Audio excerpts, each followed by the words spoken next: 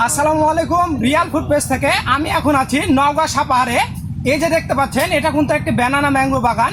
এই যে ব্যানানা ম্যাঙ্গোটা কিন্তু আমাদের 3টা থেকে 4টা কেজি হয়ে থাকবে। এই ব্যানানা ম্যাঙ্গোটা কিন্তু খেতে অনেক সুস্বাদু।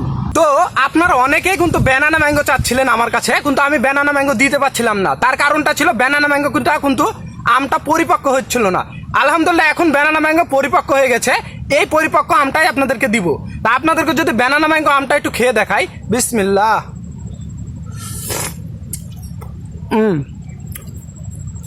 অসাধারণ। এই আমটা অন্য আমের থেকে স্বাদেরকে হার মানাবে। দেখুন কালারটা কি সুন্দর, দেখুন। বিসমিল্লাহ।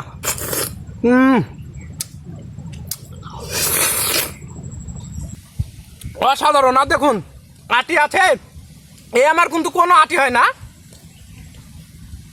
এই যে দেখুন টোটালটাই কিন্তু এটা মানে বিচি মনে হচ্ছে না বা আটি মনে হচ্ছে না, টোটালটাই কিন্তু একবারে পাতলা। তো আপনার ছোট সোনামণিরা কিন্তু শখ করে এই সব ব্যানানা ম্যাঙ্গোটা খেতে চাই।